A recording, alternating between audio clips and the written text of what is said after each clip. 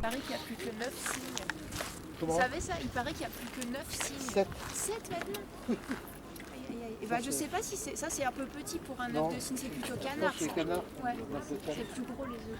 Ils sont verts, un peu comme ça. Ouais. Et tous les oiseaux ils font leurs œufs dans les roselières, les oiseaux de lac. Ouais. Et s'il y a trop de proximité avec la ville, bah, c'est très dur pour eux de survivre. Ça s'appelle des caracées, une espèce de... Alors, je ne sais plus exactement, mais il me semble que c'est de la famille des... Je ne suis pas sûre, mais c'est de la famille des moufles. Il y a plein de plantes immergées, mais à cette époque-là, comme l'eau elle est très froide, il n'y a que celle-là. C'est exactement comme les arbres qui perdent leurs feuilles, etc. À l'automne, tout l'herbier s'effondre. On appelle ça, c'est très beau, en plus on dit l'herbier s'effondre. C'est comme les plantes qui viennent, qui forment un humus. Forme un humus sur lequel les pousses, là, dès que ça va se réchauffer un peu, ils vont repousser. Donc, il y a une moule qui s'appelle la moule Quaka. Oui, c'est ça. Voilà. C'est ça qui doit C'est ça. ouais. Alors, en fait, c'est pour ça que les gens ils sont obligés de nettoyer leur bateau super bien quand ils passent d'un point d'eau à un autre. Ils n'ont pas du tout le droit avec leur charrette d'amener leur bateau direct parce qu'ils peuvent amener des coquillages, par exemple, qui ne sont pas ici et après qui perturbent toute la chaîne alimentaire. Normalement, le lac, il appartient à l'État. Et c'est géré par le conservatoire du littoral, parce que le littoral, c'est les littoraux des mers et les littoraux des lacs qui appartiennent à l'État.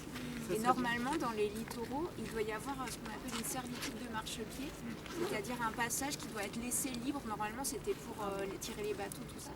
La plupart de la berge est totalement non accessible, elle est totalement privatisée.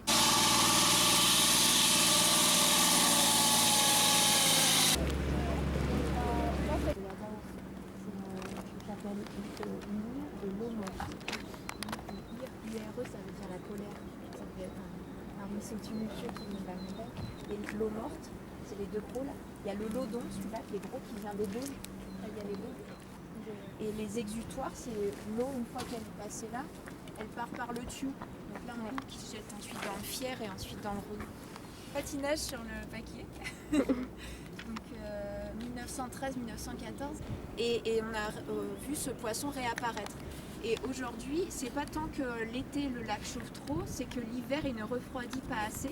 Et ces poissons-là, ils ont besoin de faire leurs œufs à peu près à 40 mètres de profondeur dans une certaine température d'eau. Et si le lac refroidit pas assez, ils n'ont plus les bonnes conditions et donc il y en a de moins en moins. Enfin voilà, c'est ce genre de choses qui déstabilisent les écosystèmes. Tout ça, c'était des roseaux, des roseaux, des roseaux. Ça, c'est vraiment direct, quoi. C'est des vestiges. Mais avant d'en parler, parce que dans les années 60, ça a été complètement, ils ont saturé le lac d'Annecy. Et là, à la place de l'appartement où mes parents sont installés après pour un appartement, c'était déjà un dancing qui s'appelait La Belle Étoile. Et ça date de 1939, avant 1941. Photo avec la construction des plongeoires. Ils sont en 1938.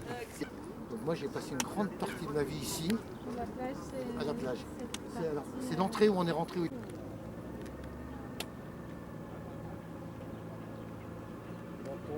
Verrier, Menton. Derrière il y a un Tallois.